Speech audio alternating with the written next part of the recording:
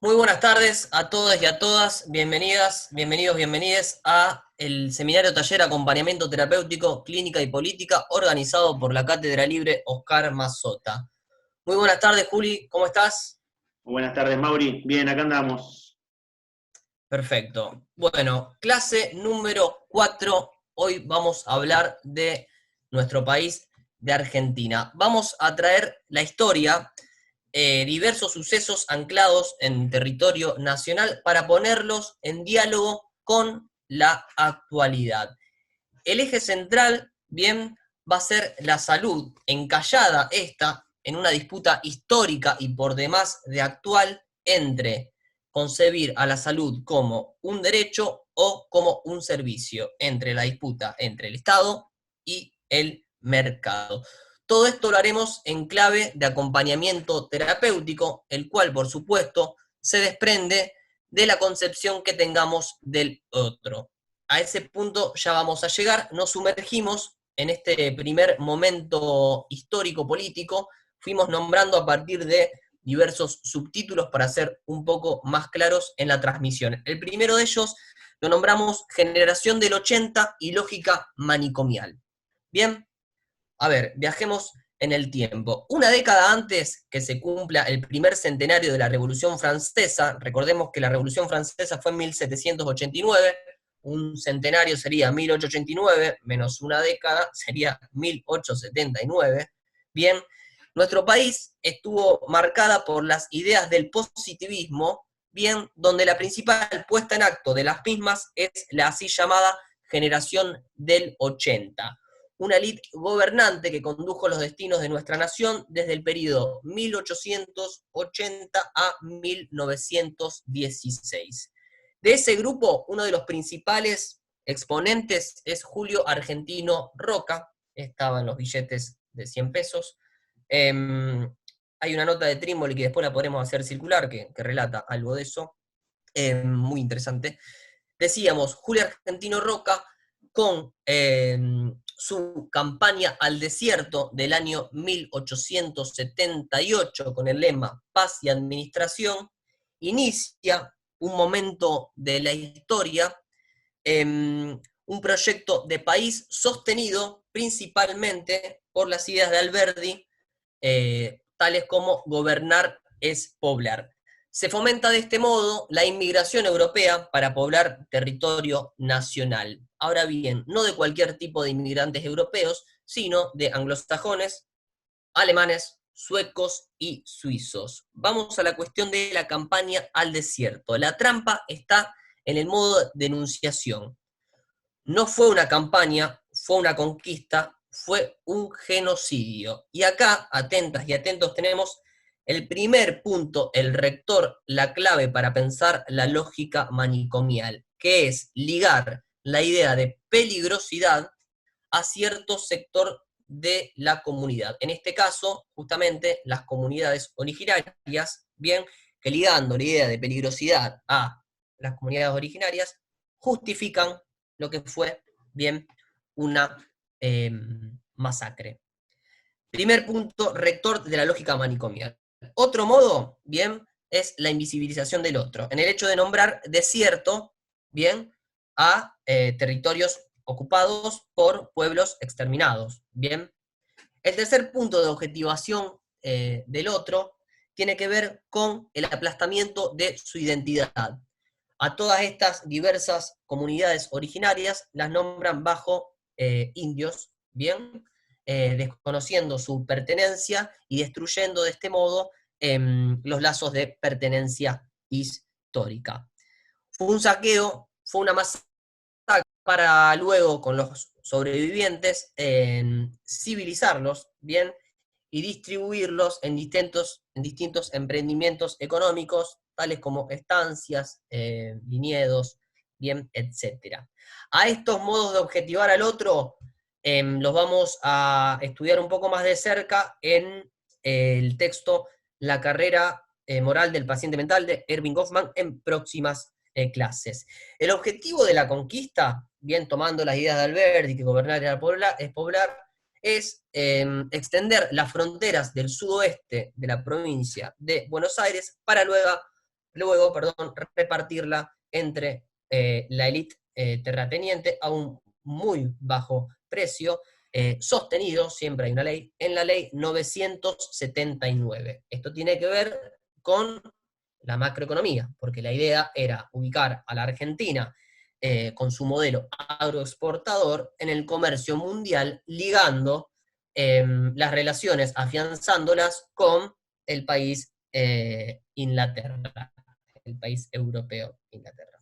Bien, la cuestión es que conquistadas estas tierras, ¿qué pasó? La inmigración esperada no fue la que llegó a nuestro país. Bien, anglosajones, alemanes, suecos y suezos no llegaron, lo cual despertó cierto nivel de malestar y problemas sociales. Las ciudades no estaban preparadas para semejante afluencia de inmigrantes, lo cual esto llevó que a fines del siglo XIX en los datos demográficos, Buenos Aires, por ejemplo, tenga más población que muchos de los países europeos, ciudades no van a tener distintas problemáticas político-sociales. En ese sentido, los inmigrantes comienzan a demostrar su malestar por la serie de promesas que le habían cumplido y las cuales, por supuesto, no se estaban cumpliendo. ¿Qué pasó entonces? Frente a este malestar y reacción de los inmigrantes, el gobierno no tardó en responder sacando la ley de residencia, la cual rezaba que se iba a dar la expulsión inmediata de los inmigrantes que con su accionar político, social y sindical, bien, pongan en riesgo los intereses. Básicamente serían expulsados y encarcelados. Acá, nuevamente, podemos pesquisar la lógica manicomial. Si antes dijimos que las comunidades originarias se les había ligado la idea de peligrosidad, encontramos que la serie ahora la ocupan los inmigrantes. Bien, la serie la van a completar los gauchos también, y ahora vamos a ver cómo a ese lugar, configurando la noción de peligrosidad, de estigmatización, van a ir los locos y las locas, la locura.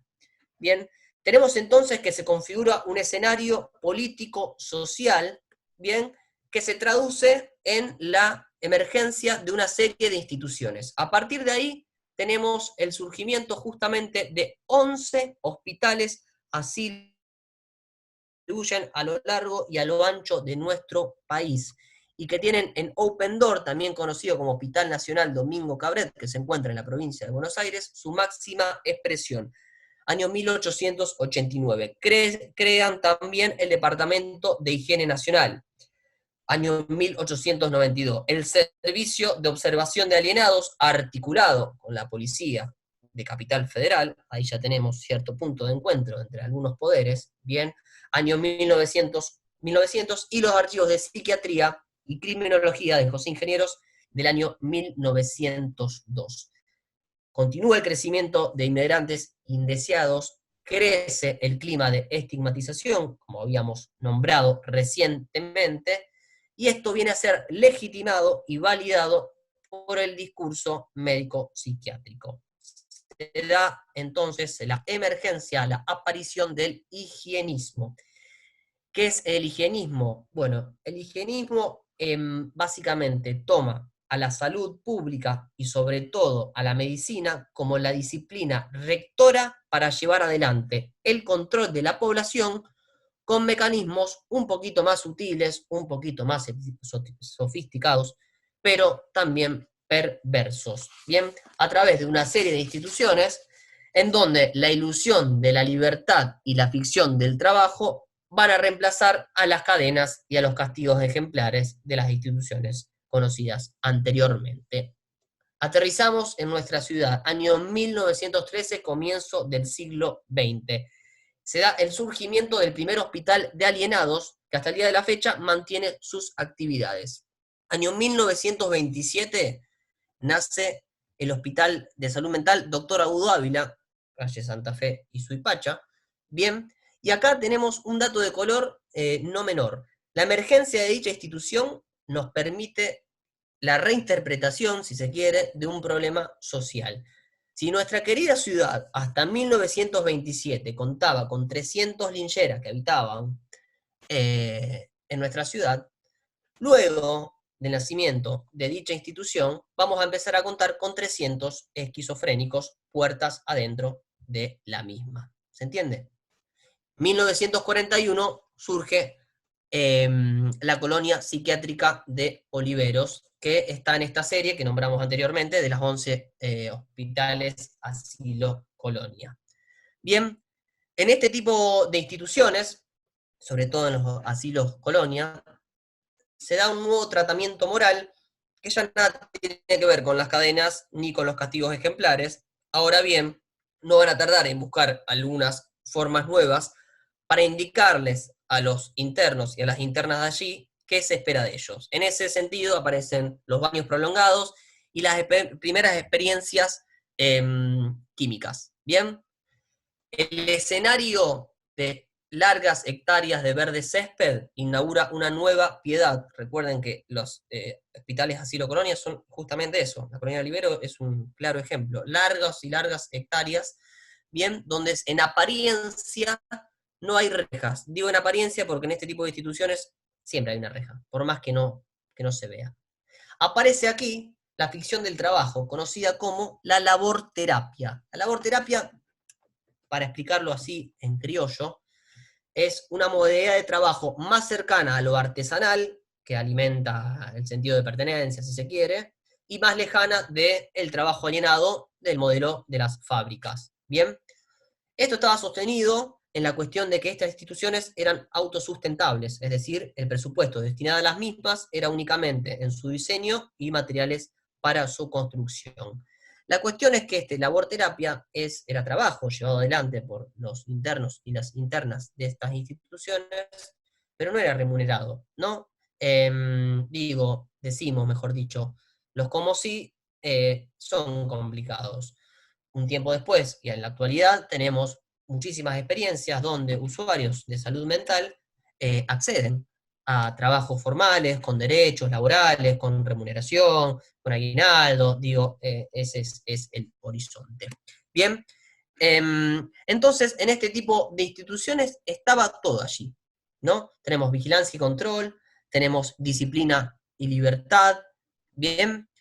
En cada una de las pabellones o islas conocidos había un enfermero, bien, que vigilaba estas villas o pabellones, también conocidos, hoy en día por suerte se las denomina salas,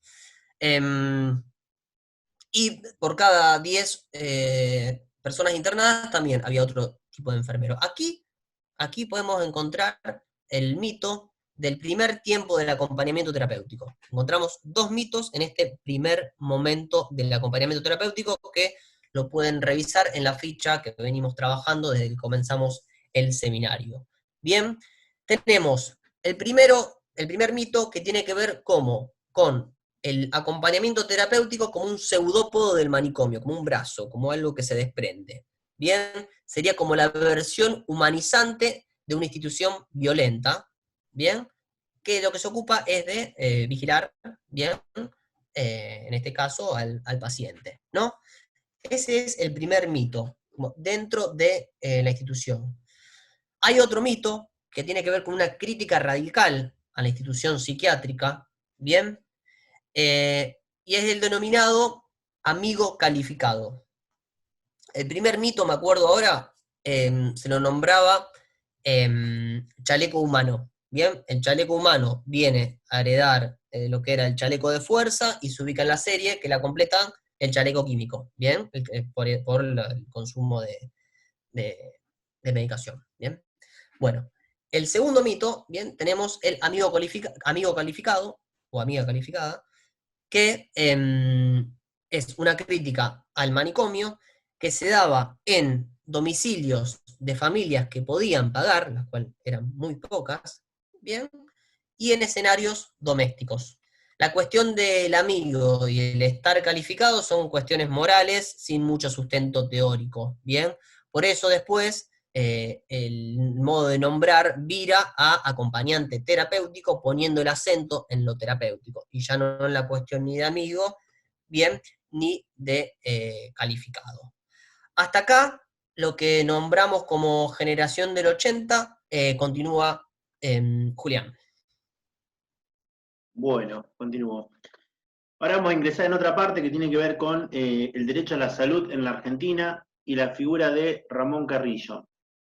Ahí me gustaría, para empezar, nombrar ahí una frase. Es un comentario muy famoso que le realiza en su momento el presidente Juan Domingo Perón a Ramón Carrillo, que lo estaba nombrando como secretario de Salud de la Nación, y le plantea: mire, Carrillo, me parece increíble que tengamos un Ministerio de Ganadería que se ocupa de cuidar las vacas y no haya un organismo de igual jerarquía para cuidar a la salud de la gente. Ahora vamos a entrar en algo que es una historia que algunos conocen, otros no, pero que es clave para la historia de nuestro país. O sea, cómo se funda desde primer y segundo gobierno del peronismo el Ministerio de Salud y un sistema de salud.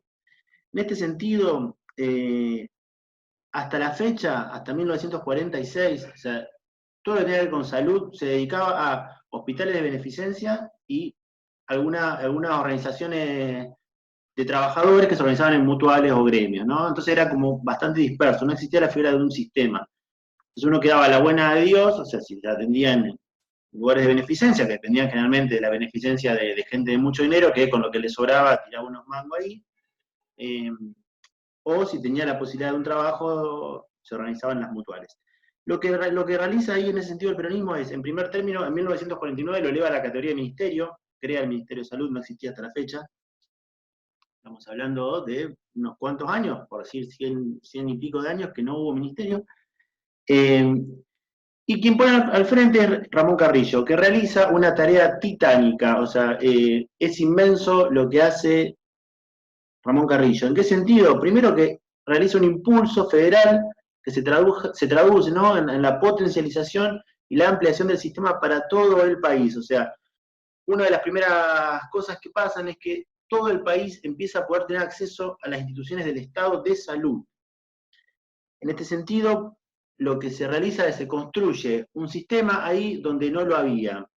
Voy a leer brevemente y rápidamente algunos datos estadísticos para poder pensar un poco esto, más allá de alguna disputa que se puedan hacer. Digo, estos son números estadísticos que están corroborados históricamente. Entre 1946 y 1954 se construyeron 230 establecimientos sanitarios de internación, 50 institutos de salud especializados, 3.000 centros de salud, 2 fábricas nacionales de alta tecnología sanitaria, una para medicamentos nacionales, lo cual no es poca cosa, y se pasó de 66.300 camas para internación a 134.000. En conjunto, a su vez, entre el Ministerio de Salud y la Fundación Eva Perón, se construyen 25 policlínicos a lo largo y ancho de todo el país. Los más conocidos son el de Avellaneda, el de Lanús, el de San Martín, el de Seiza, el de Catamarca, el de Salta, Mendoza, Jujuy, Santiago del Estero, San Juan, Corrientes, Entre Ríos y Baigorria. El de Baigorria está acá nomás. En este momento es un hospital que está siendo uno de los centros donde se atiende específicamente a problemáticas de la pandemia, ¿no?, del COVID-19. Entonces, en este sentido, lo que estamos viendo es cómo se amplía el sistema hacia todo el país. Otro dato estadístico: la esperanza de vida pasa de 48 años a 60. Digo, no es poco lo que se logra en apenas 8 años. Por si fuera poco, se establece la gratuidad de la atención a los pacientes, o sea, los pacientes no tenían que pagar absolutamente un peso por poder acceder al sistema, tampoco a los estudios que se tienen que realizar, a los tratamientos, ni a la previsión de medicamentos. O sea, todo el sistema te está garantizando un establecimiento donde atenderte, la accesibilidad, los estudios a realizarse, un tratamiento y la medicación. Digo, se configura el escenario de lo que es un sujeto de derecho. Entonces uno accede a un derecho y no está comprando algo, sino que está accediendo a poder garantizar la vida, ni más ni menos. En este sentido, tanto Perón, Juan Domingo Perón, como Ramón Carrillo impulsan otro de los ejes de la política, es la participación y articulación con la Organización Mundial de la Salud y la Organización Panamericana de la Salud. Si bien hacía poco que existían, estamos hablando del periodo post-Segunda Guerra Mundial, hay una articulación que se realiza muy interesante porque los planteos del sistema de salud argentino y de Ramón Carrillo, en muchos de los aspectos van muy por delante de lo que después la Organización Mundial de la Salud va a recomendar para todos los países. O sea, en este sentido, digo, algunas de las recomendaciones que realiza la Organización Mundial de la Salud, ¿no? La regionalización, la clasificación de hospitales por nivel de complejidad, primer, segundo, tercer nivel, la creación de los centros de salud, la función del agente sanitario en las zonas rurales, la arquitectura hospitalaria, la organización de las grandes luchas sanitarias, etc. Bueno, todo esto lo realiza primero el ministro de Salud y el gobierno de Juan Domingo Perón para todo el pueblo, y después la Organización Mundial de la Salud lo recomienda, ¿no? Otro de los aspectos que me parece muy interesante es lo que se refiere con los determinantes sociales de la salud.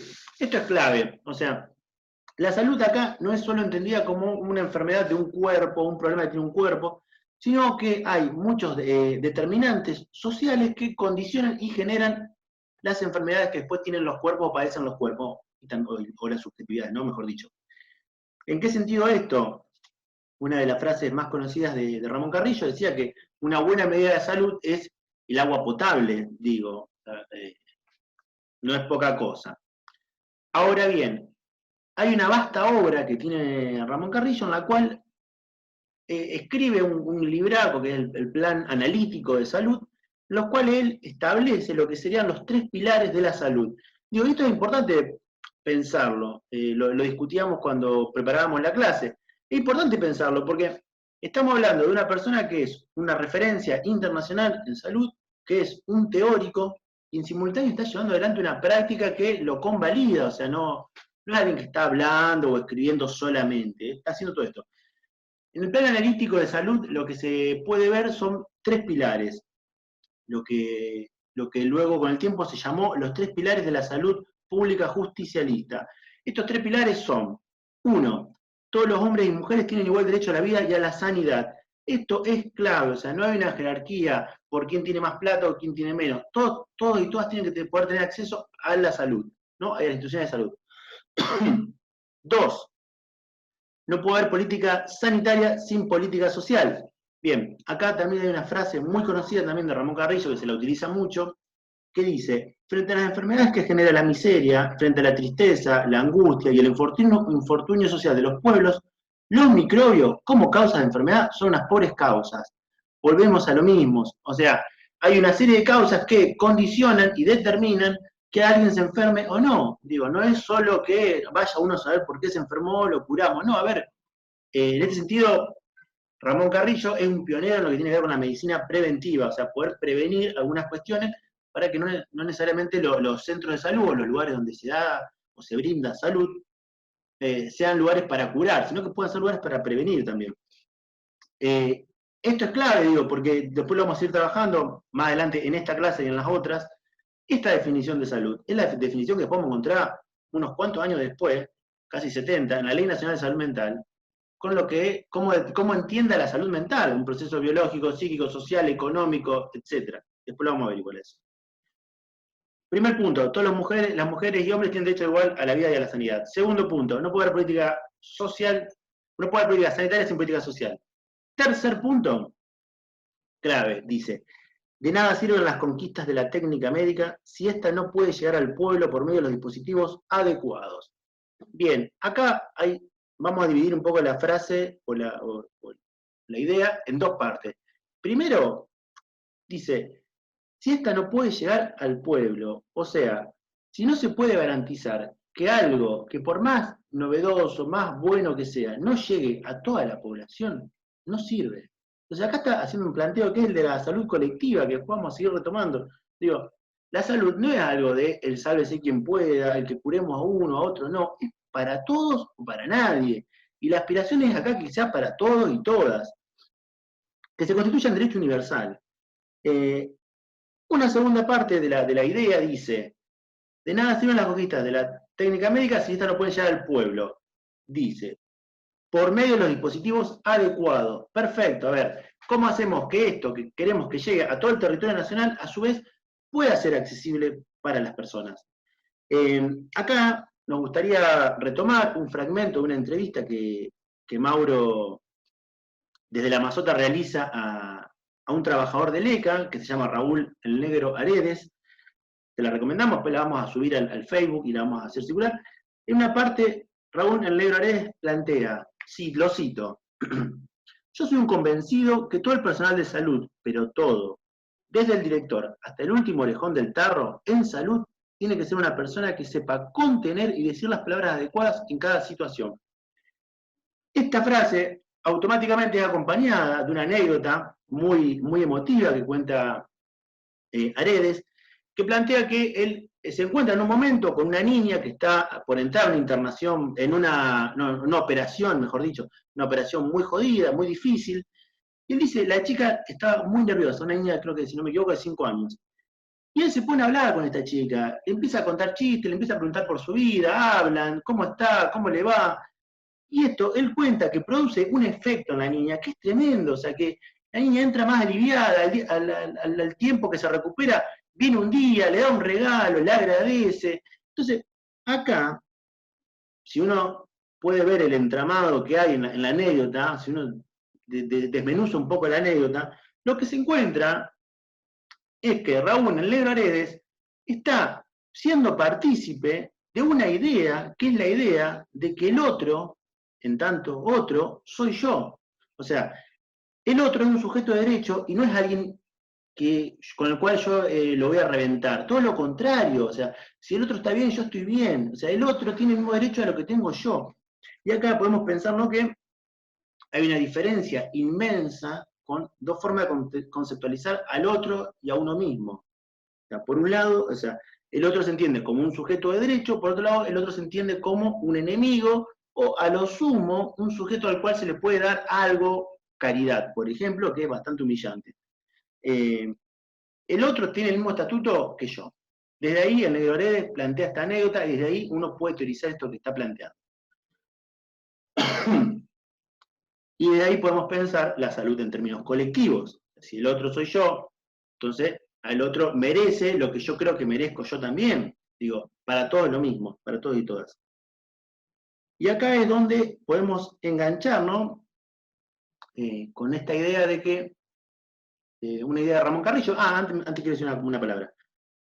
Podemos tener, si queremos, o si podemos, un montón de aparatos blancos, limpios, de alta tecnología, una institución que brille, que tenga una hotelería increíble, que uno se siente qué bueno que está. Ahora, si en ese lugar la atención no está dirigida al otro, en tanto sujeto de derecho, eso no sirve y el paciente automáticamente queda objetivado, o sea, queda objetivado en tanto y en cuanto no es reconocido como alguien que está padeciendo como sujeto de derecho. Siguiendo con esta línea, digo, hay una frase de Ramón Carrillo también que la vamos a seguir desmenuzando, tiene que ver con esto de los 3 puntos de lo que serían los pilares de la salud pública justicialista, que tiene que ver con la idea de que, dice Ramón Carrillo, cuidar nuestra salud, ya que no es totalmente nuestra, sino que pertenece a la familia que formamos y al Estado. A ver, acá hoy en otros términos, esto fue escrito hace 70 años, hoy lo podríamos pensar como cuidar nuestra salud es cuidar la del otro, digo, y cuidar la del otro es cuidar nuestra salud.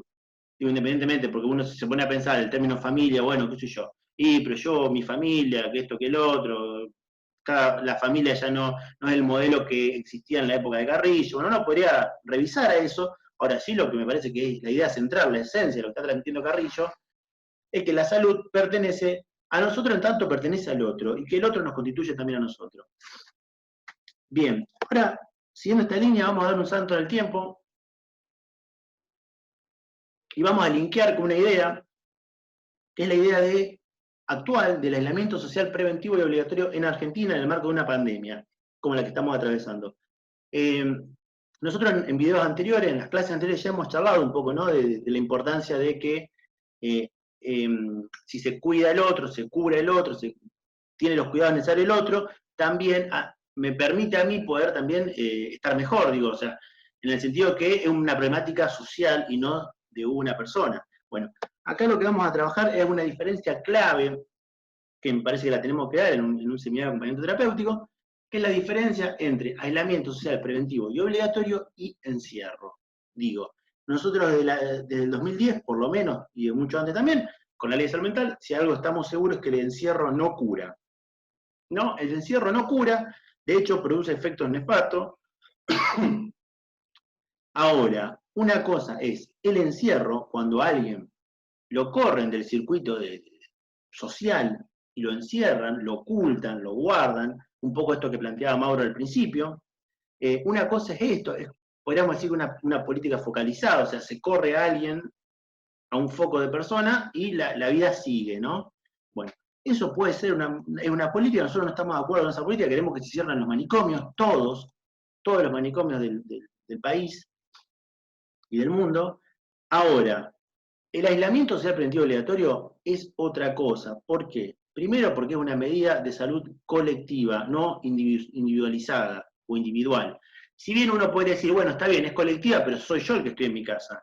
O sea, estoy yo con mi individualidad en mi casa. Sí, perfecto. Ahora vos estás en tu casa porque todos estamos en nuestra casa para poder garantizar hasta que aparezca alguna vacuna o podamos ir pasando las distintas fases de la pandemia, cómo poder sobrevivir. O sea, porque si hay algo que quedó claro es que si nosotros no nos cuidamos, el sistema sanitario se satura, si el sistema sanitario se satura, o sea, no podemos dar cuenta de y tratar con todas las personas, entonces hay personas que empiezan a caer por fuera del sistema sanitario, se producen unos problemas que son muy jodidos, y la idea es no llegar a ese punto. O sea, estamos ante algo que es nuevo, que no sabemos cómo reaccionar, y lo poco que se ha sabido es esto, que si uno hace un aislamiento social preventivo obligatorio, funciona.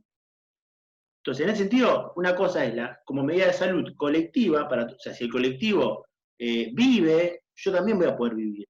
Distinto es a una política que nosotros no acordamos, que es la del encierro. Para ir cerrando esta idea, Ramón Carrillo, entonces, cuando habla de determinantes sociales y de una política sanitaria, es un pionero en lo que van a ser la perspectiva de salud interdisciplinaria e intersectorial, digo. Y en ese planteo también está la necesidad de humanizar tanto el rol de los trabajadores de salud como de los pacientes o los usuarios, podríamos decir, hoy en día. A su vez, es un pionero en lo que es el trabajo de la atención primaria en salud, digo. Estamos hablando de alguien que creó ni más ni menos que 3.000 centros de salud a lo largo y ancho del país. O sea que estratificó el sistema, primer nivel, segundo y tercero. Bueno, esto igual lo vamos a ir trabajando. Para cerrar con Ramón Carrillo, algo que nos parece más que interesante, digo, Ramón Carrillo y el sistema de salud pasa a ser pionero en el mundo. El modelo inglés, que hablamos algo también ya, va en sintonía con el modelo de Carrillo. De hecho, el de Carrillo es previo, son un tiempito antes cronológicamente, pero van en sintonía. Ahora, ¿no? Como algunas cuestiones para reflexionar. Una vez que Ramón Carrillo renuncia y que se interrumpe la vida democrática del país, en este momento, en 1955, con lo que se llamó la Revolución Libertadora, que fue ni más ni menos que una dictadura, digo. Así que después viene la del 66, la del 76, 55 también fue una dictadura. Cuando se interrumpe el orden democrático, bombardeando la Plaza de Mayo, matando una serie de personas, etc., el presidente de ese momento se exilia, Juan Domingo Perón se va a España, Ramón Carrillo inicia un exilio en Brasil. Ahora, el gobierno, de facto, militar en este momento, inicia, y esto es importante poder visibilizarlo, digo, porque ahora hay una nueva polémica que se está armando sobre el tema también actualmente, inicia una persecución feroz contra Ramón Carrillo.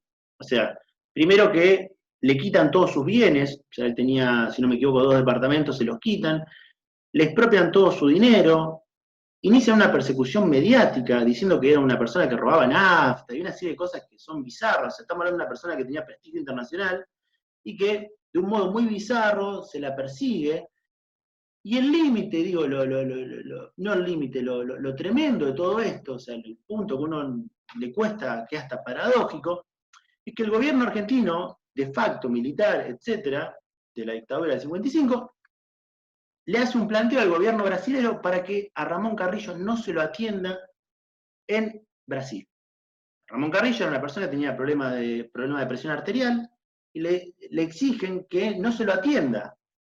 De hecho, Ramón Carrillo fallece, muere en 1956, muy grave por no haberse tratado a tiempo el problema de la presión arterial. O sea, lo cual es paradójico, o sea, la persona que funda el sistema de salud argentino muere en el exilio, como ha pasado con tantos próceres, muere en el exilio sin un mango y por problemas de salud porque no se lo atiende.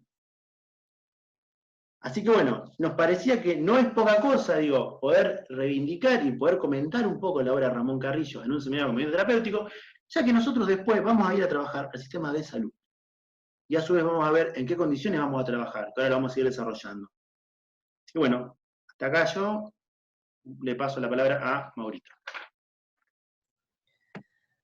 Bueno, hasta acá revisamos lo que es fines del siglo XIX, principios del siglo XX, con la generación del 80. Ahí revisamos algunos puntos de lo que es la lógica manicomial, los diversos tratamientos morales, el armado de un mapa de instituciones novedosas. A partir de la figura de Ramón Carrillo, ahí hacíamos un chiste interno con Juli e AC/DC, antes de Carrillo, después de Carrillo. Es muy importante porque es la emergencia con el gobierno de Juan Domingo Perón del Ministerio de Salud, ¿bien? Y aparece la salud como un derecho. Además de la obra titánica de poder pensar la salud en el territorio, en distintos niveles, la emergencia de los centros de salud, el pasaje de la beneficencia a la salud como un derecho, ¿bien?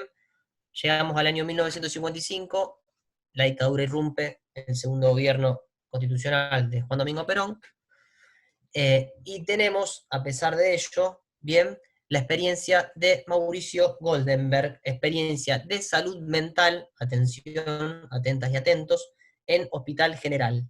Bien, es un antecedente directo a lo que va a ser la Ley Nacional de Salud Mental del año 2010, a la cual vamos a llegar y todo el tiempo vamos a estar girando sobre la misma. Ahora bien, en el año 1955, es decir, hace muchísimos años atrás, Mauricio Goldenberg comienza a trabajar en el Hospital Eva Perón de Lanús. Bien, empieza con un equipo reducido, un equipo chico, y con su labor constante, bien, con el paso de los años, logra en un hospital general. ¿Por qué hacemos hincapié en esto? Porque parecería que la atención en salud mental estaría bajo el patrimonio de los hospitales monovalentes. No. La Ley Nacional de Salud Mental indica que los monovalentes deben cerrar, no hay que construir nuevos hospitales generales, bien, hospitales generales polivalentes. Bien, en el 55 esto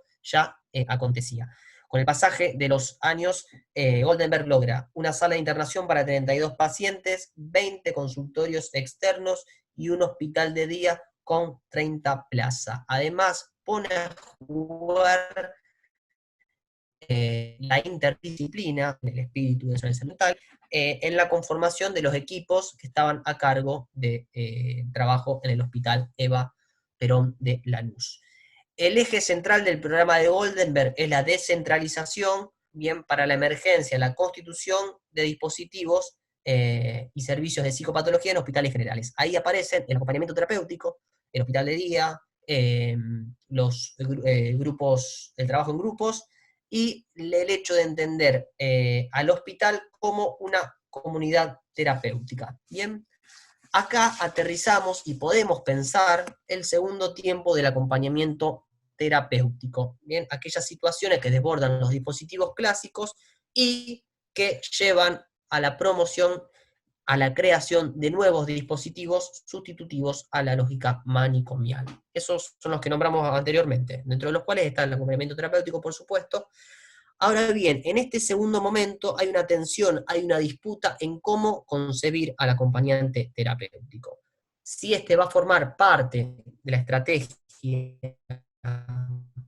del equipo interdisciplinario, una estrategia de salud, donde el acompañante terapéutico sea uno más, bien, acorde a los principios de la Ley Nacional de Salud Mental, eso por una parte, o ocupe el lugar de mero auxiliar de una estrategia que lo precede, es decir, que sea el chepibe de alguna disciplina, por así decirlo, imaginariamente más renombrada. ¿Bien? ¿Se entiende? O parte de un equipo o algo que tiene que hacer porque eso ya está cocinado y hay que ejecutarlo únicamente.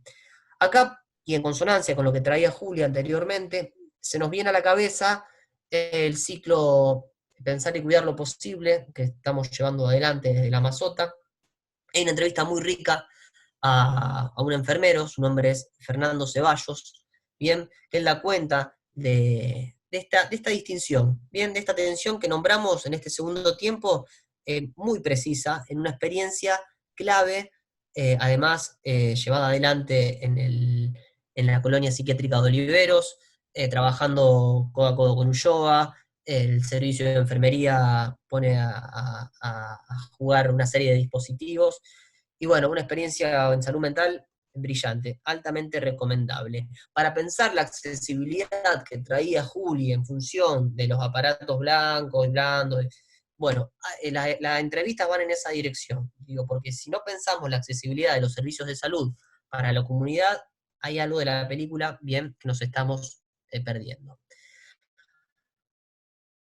De Goldenberg llegamos al año 1976, a la dictadura cívico-eclesiástico-militar, bien, que por medio de políticas del terror y el exterminio, en términos económicos, lleva a la Argentina a inmiscuirse al fenómeno de la globalización. Lo que se hace es se desbarata el estado de bienestar, se lo desregula, se lo descentraliza, a partir de un proceso de endeudamiento feroz, bien, que lleva a conformar un nuevo modo de acumulación de capital por parte de los poderes concentrados. Es la emergencia del capitalismo financiero que como consecuencia lleva a la destrucción de la rectoría del Estado. En términos del sistema de salud, bueno, hay graves consecuencias, por supuesto. El sistema de salud eh, pasa a estar fragmentado y desregulado. Es la aparición y el florecimiento de las clínicas privadas y los primeros planes de medicina prepaga. Se consolida de este modo un sistema de salud privado paralelo al público que va creciendo con un ritmo importante debido al debilitamiento que sufre el sistema de salud público, bien, por ejemplo, en el pasaje de hospitales nacionales a las provincias en términos jurídicos y financieros. ¿Qué se da?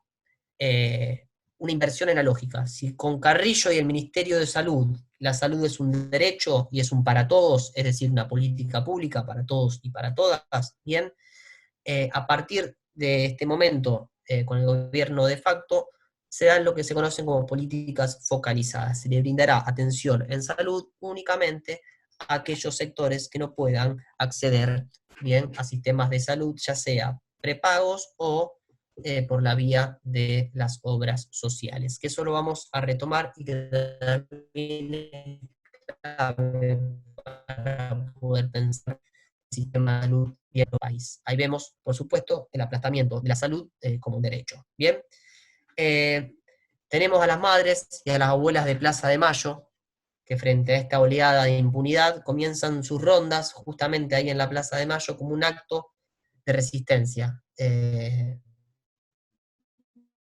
De vanguardia Latinoamérica y para el mundo. Bien, en su vasta trayectoria, ellas ubican bien,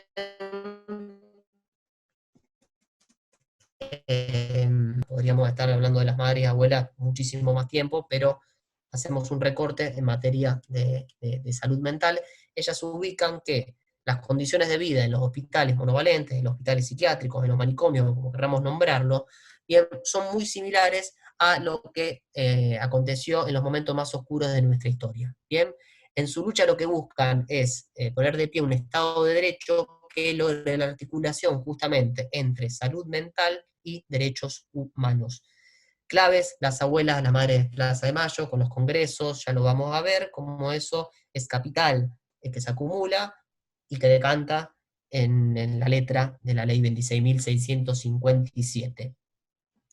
Llegamos a los así llamados noventas, el neoliberalismo de la década del 90, privatización de servicios de alimentos y ventas. A principios de los años 90, esto lo nombramos en la clase que hablamos de Europa, digo, hay una moda, una oleada mundial, Argentina no fue la excepción, a principios de los años 90, bien, Argentina se somete a la agenda política del consenso de Washington. El consenso de Washington se cocina entre el Fondo Monetario Internacional, el Banco Mundial, bien, y el Tesoro de los Estados Unidos. Nada de eso puede salir bien, ¿no? Bueno, Argentina adhirió a eso, llevó adelante las recetas, 10 recetas, bien, dentro de las cuales, por supuesto, estaba la privatización de las instituciones estatales, desregulación del mercado, reestructuración y consecuente achicamiento del Estado. Es el surgimiento de la salud como la mercancía, como el derecho.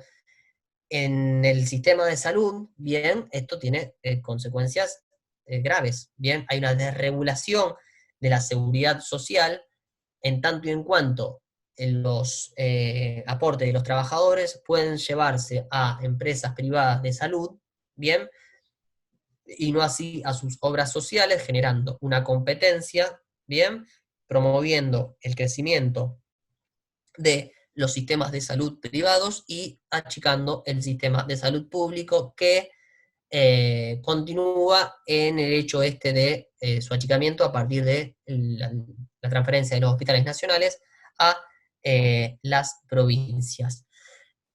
Acá tenemos un dato que es para pensarlo. En el año 1993, el Banco Mundial dicta un documento que se llama, atención, esto es brillante, se llama Invertir en Salud. O sea, ni se mosquearon, o sea, el mercado y la salud. Invertir en salud, Banco Mundial, bueno, no sé cuál. En el documento, en todo el documento, la palabra derecho, ¿bien? Aparece en una oportunidad, ¿bien? Y es en una frase que dice, algunos pueblos creen que la salud es un derecho. Bueno, digo, un documento del Banco Mundial que ubica a la salud bajo una creencia de ciertos pueblos ligada a un derecho. Bien, año 1994, reforma constitucional en nuestro país, la misma tiene 12.808 palabras, de las cuales la palabra salud aparece en una oportunidad de esas 12.808 palabras y se la define claramente, no como un derecho, y sí como un servicio. Entre el Banco Mundial y la Constitución hay como una especie de copiar y pegar, un copy-paste, ¿bien? Con efectos graves en nuestro sistema de salud, el cual queda configurado bien en 3 sectores. Tenemos el lado de la salud pública, que se va a ocupar justamente de los sectores que no puedan acceder a un trabajo formal que les brinde cobertura en salud, primer parte del nuevo escenario. El segundo queda a cargo de las obras sociales, que van a garantizar el acceso a la salud a sus trabajadores formales. Y el tercero es las empresas, son las empresas de medicina privada que van a darle servicios de salud únicamente a quienes puedan pagarlos. Bien, bueno, hasta ahí con los 90 continúa Julián. Bueno, continuando con esta historización. Ahora vamos a ingresar en una nueva etapa, esta disputa entre la salud como mercancía o como derecho, que es el periodo que va del 2003 al 2015, que coincide con la gestión kirchnerista del gobierno. Primero que nada, a ver, vamos a algunos planteos. Hay una serie de medidas que se van a llevar durante este tiempo que van generando de algún modo un intento de recomposición del sistema de salud y de reubicar de nuevo a la salud como un derecho, digo. Algunos de los planes conocidos son el plan Nacer, Plan Sumar, Plan Remediar, Plan Cunitas, digo, una serie de medidas que intentan impactar sobre una población a la cual entienden como sujeto de derecho. En tanto, sujeto de derecho buscan garantizarle algo, ¿no? Por ejemplo, la medicación a la población. En este sentido, digo, un ejemplo de política pública para poder comprender esto tiene que ver con la medicación, con la distinta. Hoy en día vivimos en una época en la cual hay ciertos medicamentos que se han demostrado que son muy eficientes para algunas problemáticas particulares. Otros no, otros están de más y se sobre publicitan por todos lados y demás, que son, bueno, no viene al caso, en otro momento lo vamos a discutir bien, pero hay medicamentos que efectivamente son muy eficientes y ayudan mucho a mejorar la calidad de vida de una persona. En este sentido, por ejemplo, lo que Argentina hace en este periodo es, hace grandes compras de medicamentos vía Mercosur, o sea, se juntan todos los países del Mercosur, realizan una compra de un medicamento que está excesivamente caro y lo pueden comprar a un precio mucho más barato para poder distribuirlo en la población. Y de ese modo la población puede acceder a un medicamento que de otro modo no podría. Digo, esto estamos discutiendo salud como mercancía, salud como derecho. El Estado tratando de garantizar un derecho. Otra de las ideas, digo, retomando esta línea, que se articula con la idea de los planteos de Ramón Carrillo, es la idea de los determinantes sociales. O sea, por ejemplo, una de las medidas que más impacta en términos estadísticos en la salud de la población tiene que ver con la asignación universal por hijo. Digo, esto lo que yo voy a citar ahora es un planteo que realiza quien fue la viceministra de Salud de la provincia de Santa Fe durante un tiempo, que es una médica generalista y sanitarista muy reconocida también internacionalmente, que es oriunda acá de la provincia de Santa Fe, que se llamó Débora Ferrandini. Ella plantea en un documento en el año 2008, dice, cuando todavía era viceministra, la asignación universal por hijo tuvo un efecto revolucionario en la salud de la provincia. Instaló la universalidad y el hecho de que los chicos deban tener al día el carnet de vacunación para cobrar el beneficio, logró que familias enteras de sectores vulnerables se acerquen a los centros de salud. Esto es un claro ejemplo de política pública que produce efectos de salud en la comunidad. Digo, en este sentido, hay una serie de datos estadísticos que un poco lo demuestran y lo plantean, y además nosotros nos parecía interesante poder recuperar a alguien, una gran referente como fue, y es todavía, ¿no?, aunque haya fallecido, Débora Ferrandini. Ahora, vamos a ingresar en un punto que algo Mauro ya viene adelantando.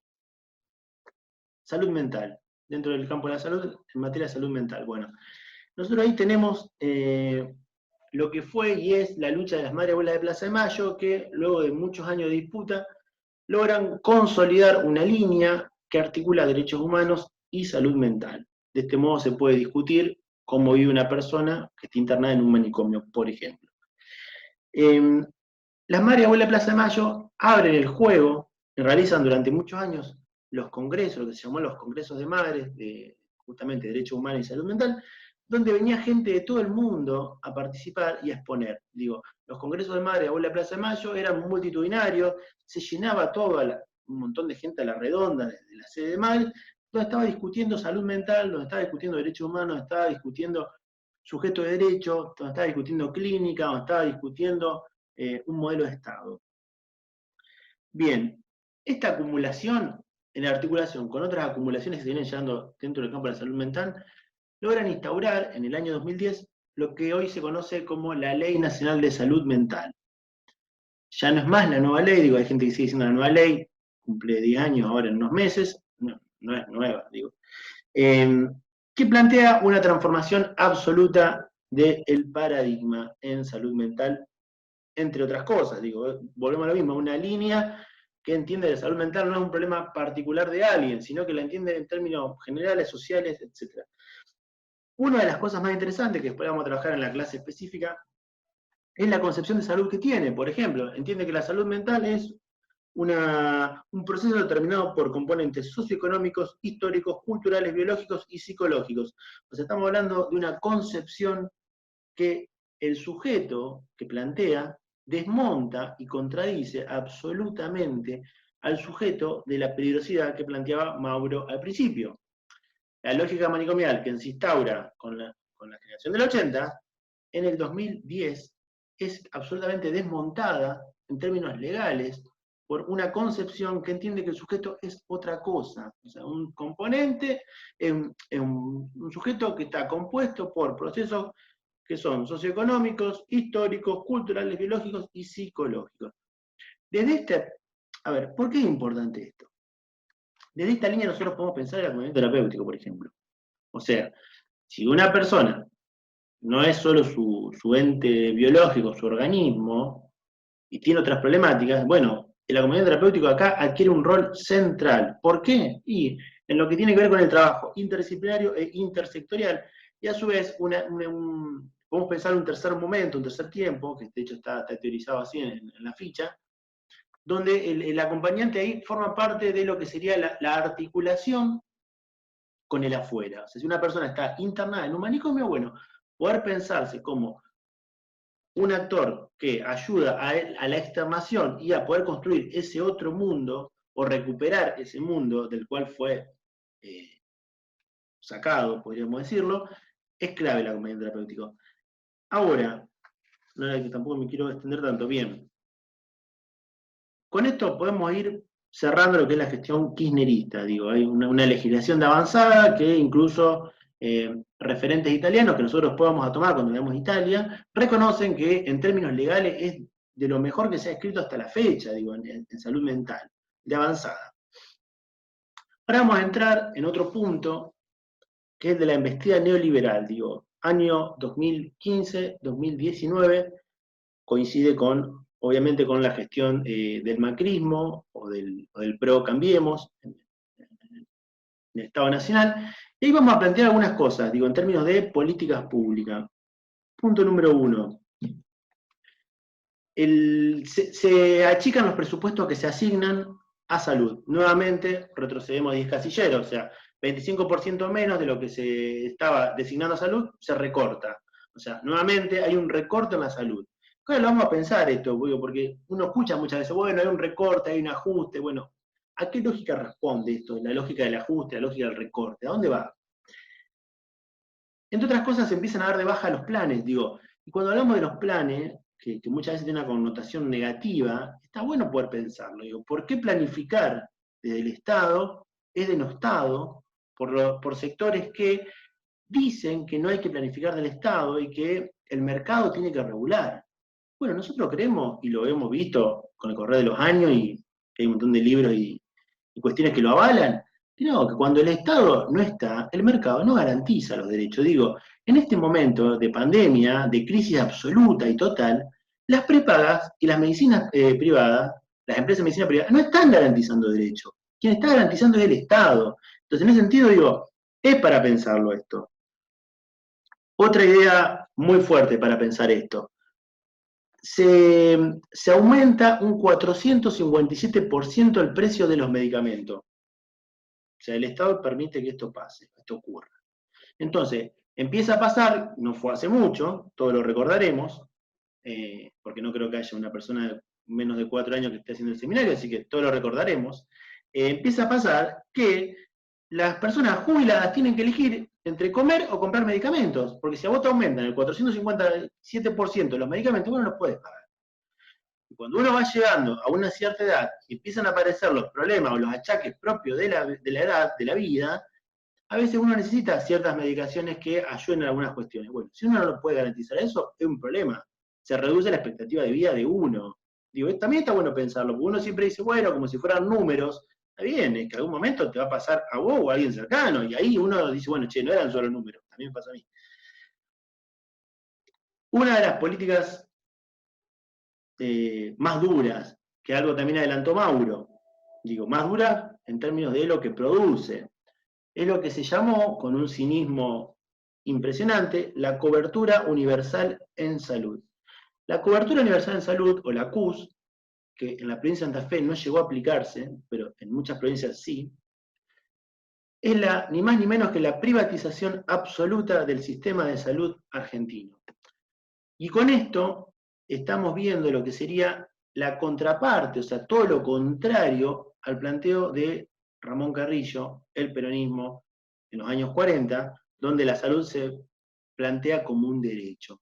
Digo, acá se plantea estrictamente como una mercancía que se puede comprar y vender. Y si uno no la puede comprar ni vender, está en un problema porque la vida de uno depende de eso.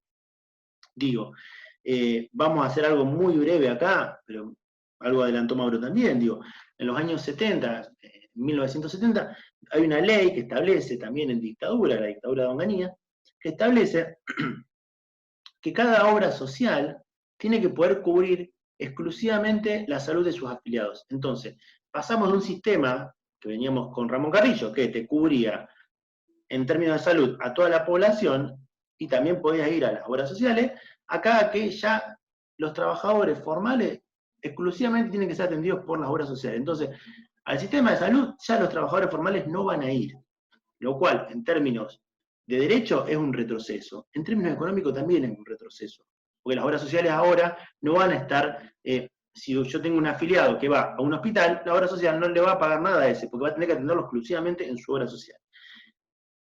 Un segundo momento de esta idea, podemos pensarla en los 90, donde en los 90 una de las cosas que pasan es que se les permite a las obras sociales que puedan recibir fondos de otros lados, no solo de sus afiliados. Entonces, una de las ideas que pasa con esto es que se empiezan a crear, por ejemplo, obras sociales de jerárquicos. No vamos a dar nombre porque no queremos caer en ningún juicio legal que nos hagan a nosotros, ni mucho menos, pero entonces se empiezan a crear obras sociales de trabajadores jerárquicos, gerentes, grandes empresas, etcétera, que empiezan a tratar de generar sistemas que se curan entre ellos, ¿no? Es lo que de luego va a dar pie muy firmemente, en pleno 90, a las prepagas, digo. Entonces, ¿qué pasa? Si a uno le suma esto, la idea de que se desregula y a partir de este momento las obras sociales también pueden atender a cualquier afiliado que quiera venir, lo que empieza a pasar es que si yo soy un zapatero y formo parte del gremio de los zapateros y me atiendo en la obra social de los zapateros, quizá me convenga trasladar ese dinero que yo aporto a una prepaga, porque según me están diciendo las publicidades, me atienden mejor. Entonces ahí se empiezan a desfinanciar las obras sociales y el sistema de salud. Y ahí se empieza a armar esto que planteaba Mauro, un sistema muy claramente fragmentado en tres partes, donde los sectores más vulnerables o pobres se atienden en el sistema público, los trabajadores que tienen un trabajo formal se atienden en las obras sociales o en la prepaga, y los que más tienen se atienden en las prepagas, en medicinas de empresas privadas, ¿no? Digo, ahora, si a esto le sumamos la frutillita del postre, que es la cobertura universal en salud del macrismo, lo que se está planteando es la privatización absoluta del sistema de salud, porque lo que se plantea es que el Estado te va a permitir darte un dinero que a vos te permita ir a la prepaga que vos más quieras. Bien, está todo bien. Entonces vos vas a decir, bueno, me voy a ir a la prepaga fulana porque tiene publicidad. Bien, vos vas. Ahora, lo que el Estado no te va a cubrir y la prepaga no te va a cubrir son un montón de cosas. O sea, esto es un paquete de prestaciones muy mínimas, que a lo sumo te incluirán, no sé, algunas tabletas de ibuprofeno, algunas cosas que uno más no necesita, pero después, si tenés un problema de salud grave, no te lo van a cubrir. ¿Y quién va a tener que salir a pagar eso? Bueno, el ciudadano, lo cual es gravísimo. Esto pasa en algunos otros modelos, digo, es una copia estricta del modelo de Estados Unidos, que hay una película que la vamos a subir para que la puedan ver, que se llama Psycho, un documental de Michael Moore, donde investiga el sistema de salud en Estados Unidos, en Canadá, en Inglaterra y en Cuba. Y hay otra película que también vamos a recomendar y que la vamos a subir, que se llama La insubordinación de los privilegiados, Argentina también, que trabaja el sistema de salud argentino en todo esto que estamos planteando. También la vamos a subir para que la puedan ver. Bien, me estoy extendiendo mucho. En materia de salud mental, durante el macrismo, lo que pasa es que se designa a un director nacional de salud mental, que es un ferviente opositor de la Ley Nacional de Salud Mental, que pone en riesgo, por ende, constantemente la Ley Nacional de Salud Mental. Una paradoja, por no decir un chiste de mal gusto. Esta persona, con nombre poco criollo, Andrew Blake, llega a ser director nacional de salud mental, ¿no? Ahora, un ejemplo, digo, porque tampoco se trata de matar a una persona, pero sí visibilizar una lógica que está funcionando.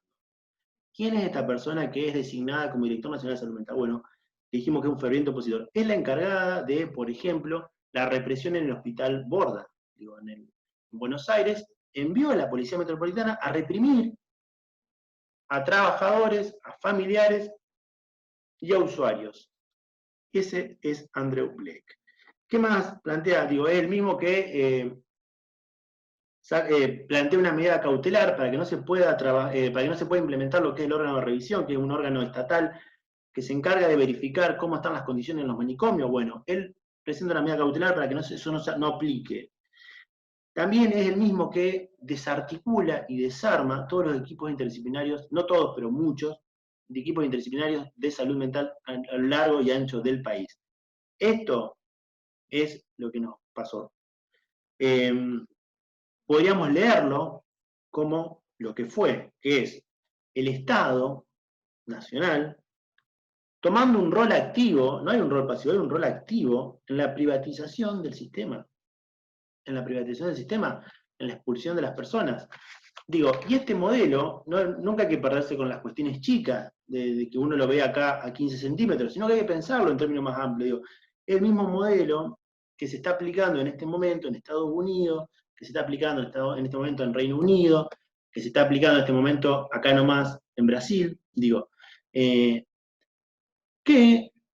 es un modelo que pondera el mercado por sobre el Estado, que pondera lo que se llama la economía por sobre la vida, lo cual es falso, hay que verlo esto, digo, es falso.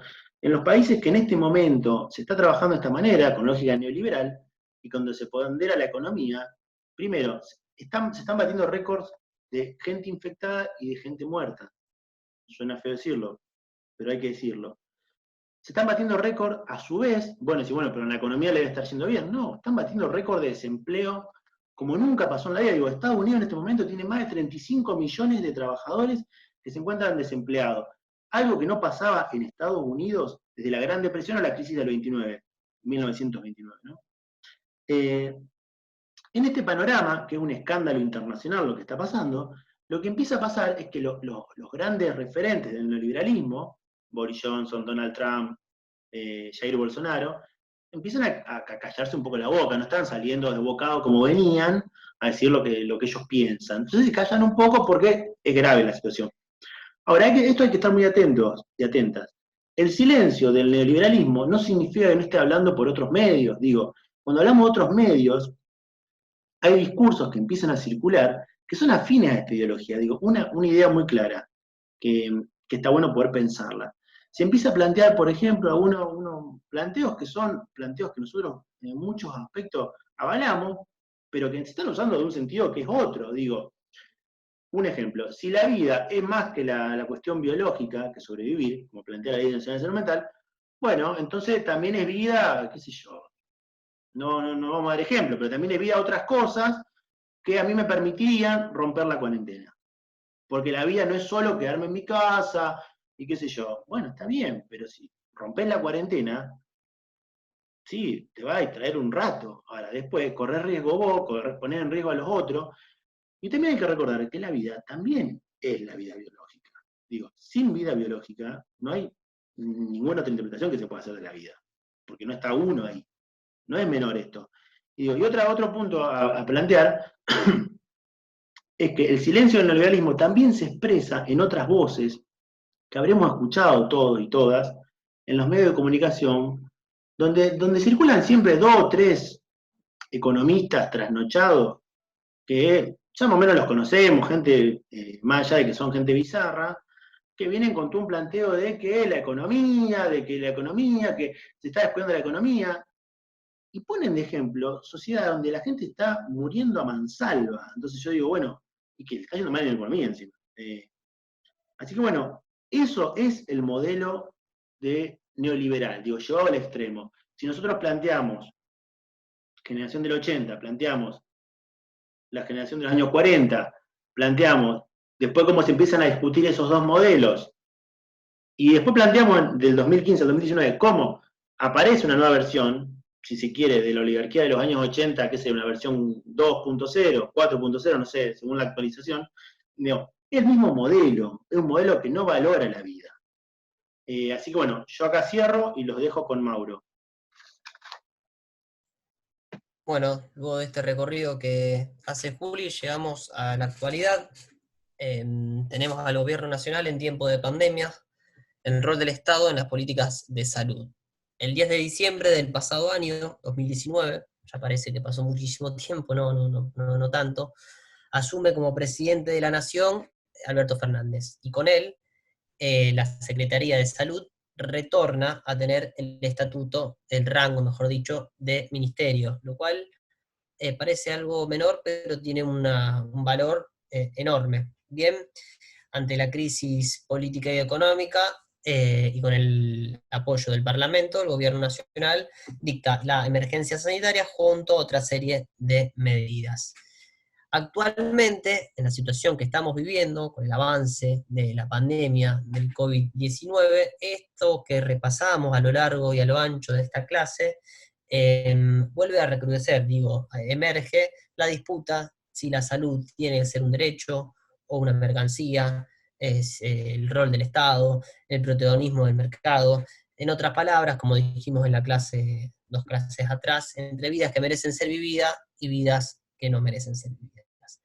Frente a esta situación, el gobierno responde con la rectoría del Ministerio de Salud en un trabajo intersectorial, bien, donde muchos ministerios trabajan en consonancia, a partir de una base sostenida en la interdisciplina, que como dijimos en más de una oportunidad, está en el espíritu de la Ley Nacional de Salud Mental. Además de una serie, muchas políticas públicas puestas al servicio del pueblo. A diferencia de las experiencias que hemos trabajado en clases anteriores, o experiencias de países vecinos, el gobierno nacional dicta el aislamiento preventivo social y obligatorio el día 20 de marzo, bien, con apenas 120 contagios y 3 fallecidos, lamentablemente. Un tiempo después, y en la actualidad, habiendo transcurrido 58 días de aquel 20 de marzo, el número de casos confirmados es de 7.792, dentro de los cuales 2.521 personas se recuperaron y lamentablemente 363 perdieron su vida. Hasta aquí la clase número 4, que como bien dijimos, tiene a la salud como eje principal de esta clase. La misma va a ser acompañada por textos, guías de lectura, y alguna que otra sugerencia que se nos esté escapando en este momento.